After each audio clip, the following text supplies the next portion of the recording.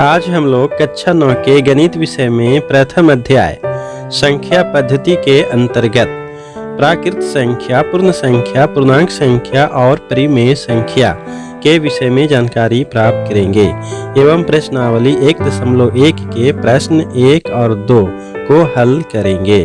प्रिय विद्यार्थी, आजीज़ी तालिब इल्म, इस YouTube चैनल इसके ऑनलाइन स्टडी टाइम में आप सभी का स्वागत व खैर मकदम है।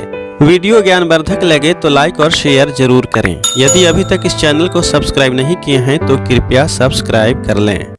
तो अब हम लोग बिना देर किए पढ़ना लिखना शुरू करते हैं। प्रश्नावली 1.1 के प्रश्नों को हल करने से पहले संख्या पद्धति के विषय में कुछ जानकारी प्राप्त कर लेते हैं, जिससे कि प्रश्नों को हल करना आसान हो जाएगा।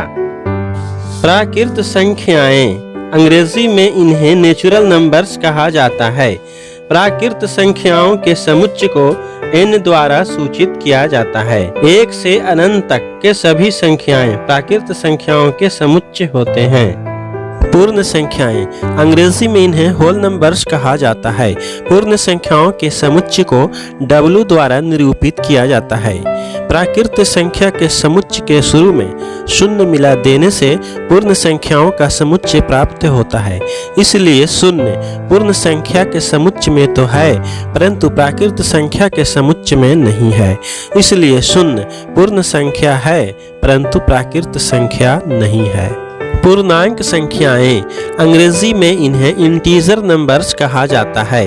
पूर्णांक संख्याओं के समुच्चय को Z द्वारा सूचित किया जाता है। सभी पूर्ण संख्याएं एवं पूर्ण संख्या के ऋणात्मक संख्याएं पूर्णांक संख्या के समुच्चय में शामिल हैं। इसीलिए सभी धनात्मक पूर्ण संख्याएं पूर्णांक संख्याएं भी हैं। परिमेय संख्याएं, अंग्रेजी में इन्हें रेशनल नंबर्स कहा जाता है। परिमेय संख्याओं के समुच्चय को Q द्वारा निरूपित किया जाता है। P/Q के रूप में रहने वाली संख्या को परिमेय संख्या कहते हैं। यहाँ P एवं Q कोई पूर्णांक संख्याएं हैं एवं Q बराबर शून्य नहीं है।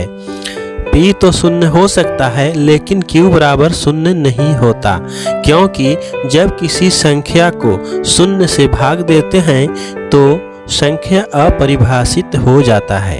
अब हम लोगों को समझना यह है कि P/Q के रूप में कौन कौन संख्याएं हो सकती हैं।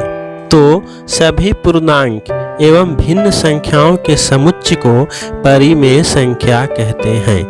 इसे लिखकर समझते हैं। कोई भी पूर्णांक संख्याएं जैसे -7, -2, 0, 6, 11 ये सभी परिमेय संख्याएं हैं, क्योंकि -7 को हम लिख सकते हैं -7 बराबर -7/1, जो कि P/Q के रूप में प्राप्त होता है और -7 के मान में कोई अंतर नहीं होता है। इसी प्रकार -2 को लिख सकते हैं -2/1 या -4/2, और जो कि P/Q के रूप में प्राप्त होता है और -2 के मान में कोई अंतर नहीं होता है। 0 को लिख सकते हैं 0/1 या 0/2 या 0/3। इसी तरह से हम दूसरे संख्याओं के द्वारा भी P/Q के रूप में लिख सकते हैं और 0 के मान में कोई अंतर नहीं होगा। 6 को लिख सकते हैं 6 बराबर 6/1 या 12/2। इस प्रकार से हमें P/Q के रूप में 6 प्राप्त होता है और 6 के मान में कोई अंतर नहीं होता है। इसी प्रकार से किसी भी पूर्णांक संख्या को P/Q के रूप में लिख सकते हैं और संख्या के मान में कोई अंतर नहीं होगा। इसीलिए जब सभी पूर्णांक संख्याएं परिमेय संख्या हैं तो प्राकृत और पूर्ण संख्याएं भी परिमेय संख्याएं हैं। अब हम लोग भिन्न संख्याओं को जानते हैं। 5/4, 7/3, 3/5 ये सभी भिन्न संख्याएं हैं जो कि P/Q के रूप में हैं। जब 5/4, 7/3, 3/5 को दशमलव भिन्न में बदलते हैं तो क्रमशः 1.5, 2.3 पर आवर्त दशमलव, 0.6 दशमलव भिन्न प्राप्त होता है, जो कि परिमेय संख्याएं हैं।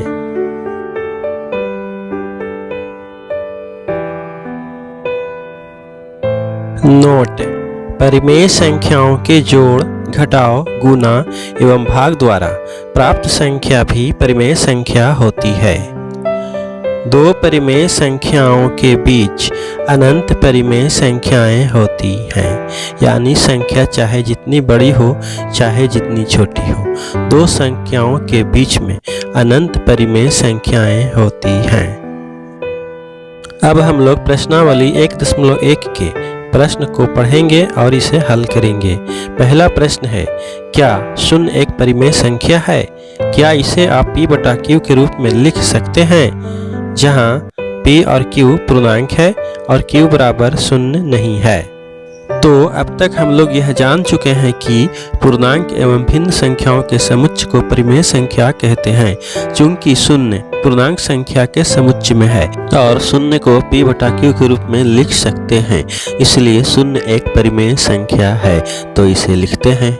हल: 0 एक परिमेय संख्या है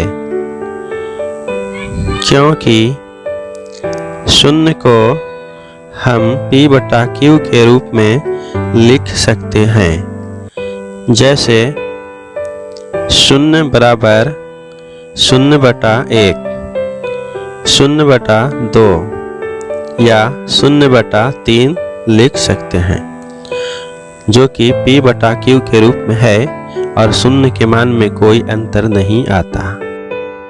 प्रश्नावली 1.1 का दूसरा प्रश्न है कि 3 और 4 के बीच में 6 परिमेय संख्याएं ज्ञात कीजिए।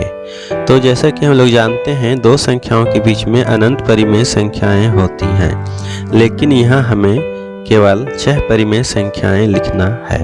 तो इसे हल करते हैं। हल: हम यहाँ दो संख्याओं के बीच परिमेय संख्या ज्ञात करने के लिए 3 विधियों का वर्णन करेंगे। जो विधि आपको आसान और बेहतर मालूम हो, उस विधि से दो संख्याओं के बीच परिमेय संख्या ज्ञात करिएगा।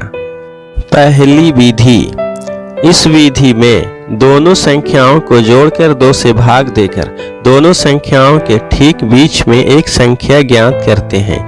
इसी प्रकार से एक एक करके जितनी परिमेय संख्या चाहें ज्ञात करते हैं। जैसे 3 और 4 को हम इसे इस प्रकार से यहाँ लिख देते हैं कि इसमें कुछ खाली स्थान हो, ताकि परिमेय संख्याएं जो हम ज्ञात करेंगे इसके बीच में लिखते जाएं, जिससे कि हमें गिनती करने और ज्ञात करने में आसानी हो। तो सबसे पहले 3 और 4 के ठीक बीच में एक परिमेय संख्या ज्ञात करने के लिए 3 और 4 को जोड़कर 2 से भाग देते हैं, तो हमें 7/2 प्राप्त होता है, जो 3 और 4 के बीच में एक परिमेय संख्या ज्ञात हुआ। तो इसे 3 और 4 के बीच में लिख देते हैं। अब 3 और 7/2 के बीच में एक परिमेय संख्या ज्ञात करते हैं, तो इसके लिए 3 और 7/2 को जोड़कर 2 से भाग देते हैं।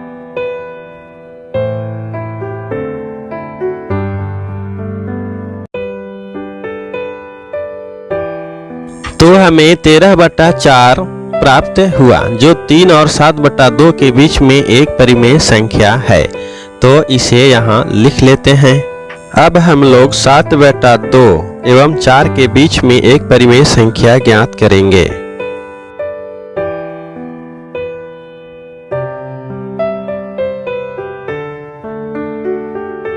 हमें 7/2 और 4 के बीच में एक परिमेय संख्या 15/4 प्राप्त हुआ, तो इसे 7/2 और 4 के बीच में लिख लेते हैं। इस प्रकार 3 और 4 के बीच में 3 परिमेय संख्याएं 13/4, 7/2 और 15/4 प्राप्त हो गए हैं। 3 और परिमेय संख्याएं ज्ञात करने हैं। इसी प्रकार 3 और 13/4 13/4 और 7/2 एवं 7/2 और 15/4 के बीच में परिमेय संख्याएं ज्ञात करेंगे।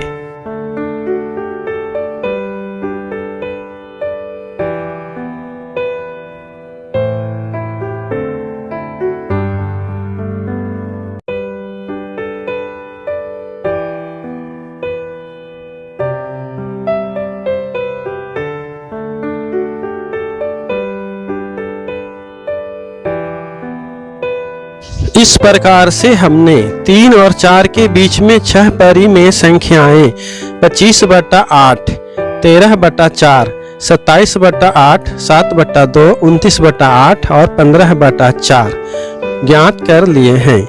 चूंकि 3 और 4 के बीच में तो अनंत परिमेय संख्याएं हैं, तो देखना यह है कि जो परिमेय संख्याएं ज्ञात कर रहे हैं वह 3 से अधिक और 4 से कम होना चाहिए, तभी हम कह सकते हैं कि 3 और 4 के बीच में यह परिमेय संख्याएं हैं। तो अब इसे लिखते हैं। अतः 3 और 4 के बीच 6 परिमेय संख्याएं 25/8, 13/4, 27/8, 7/2, 29/8 और 15/4 हैं। अब हम लोग दूसरी विधि से दो संख्याओं के बीच में अनंत परिमेय संख्याएं ज्ञात करना सीखेंगे। दूसरी विधि में हम समहर विधि का उपयोग करते हैं, यानी भिन्नों के हरों को बराबर करते हैं। इसके बाद इनके बीच में जितने चाहें उतने परिमेय संख्या ज्ञात करते हैं। जैसे यहाँ 3 और 4 के बीच में 6 परिमेय संख्याएं ज्ञात करना है, तो 3 बराबर 3/1 लिखते हैं एवं 4 को 4/1 लिखते हैं, जिससे 3 और 4 के मान में कोई अंतर नहीं होता है। यहाँ 3/1 एवं 4/1 के हर 1 हैं जो कि बराबर हैं, इसलिए यहाँ समहर बनाने की आवश्यकता नहीं है। जब हर अलग अलग होंगे तो इनके लघुत्तम समापवर्ती निकालकर समहर विधि द्वारा हरों को बराबर करते हैं। यह हम लोग अगले वीडियो में सीखेंगे। हमें 3 और 4 के बीच 6 परिमेय संख्याएं ज्ञात करना है, इसीलिए 6 में 1 जोड़ते हैं एवं दोनों भिन्न यानी 3/1 एवं 4/1 के अंश और हर को 7 से गुना करते हैं।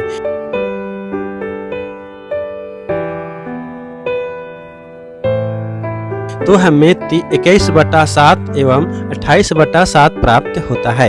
अब 21/7 और 28/7 के बीच 6 परिमेय संख्याएं यानी 21/7 से अधिक एवं 28/7 से कम 22/7, 23/7, 24/7, 25/7, 26/7 और 27/7 प्राप्त होते हैं। चूंकि 3 बराबर 21/7 और 4 बराबर 28/7 है, अतः 3 और 4 के बीच 6 परिमेय संख्याएं 22/7, 23/7, 24/7, 25/7, 26/7 और 27/7 हैं। अब हम लोग तीसरी विधि द्वारा यानी सूत्र के द्वारा दो संख्याओं के बीच अनंत परिमेय संख्याएं ज्ञात करना सीखेंगे।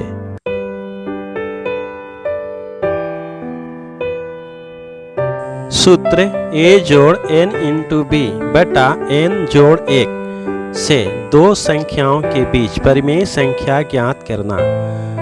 यहाँ a बराबर पहली संख्या, b बराबर दूसरी संख्या एवं n बराबर 1, 2, 3, 4, 5, 6 इसी तरह अनंत संख्याएं हैं। इस सूत्र में जब a बराबर 3, b बराबर 4 एवं n बराबर 1, 2, 3, 4, 5 और 6 रखते हैं, तो हमें 3 और 4 के बीच 6 परिमेय संख्याएं ज्ञात होते हैं। जैसे जब n बराबर 1 रखते हैं तो 3 जोड़ 1 गुने 4 बटा 1 जोड़ 1 बराबर 7/2 प्राप्त होता है, जो कि 3 और 4 के बीच में पहला परिमेय संख्या है। जब n बराबर 2 रखते हैं तो 3 जोड़ 2 गुने 4 बटा 2 जोड़ 1 बराबर 11/3 प्राप्त होता है, जो कि दूसरा परिमेय संख्या प्राप्त होता है। जब n बराबर 3 रखते हैं तो 3 जोड़ 3 गुने 4 बटा 3 जोड़ 1 बराबर 15/4 प्राप्त होता है, जो कि 3 और 4 के बीच में तीसरा प्रमेय संख्या प्राप्त हुआ।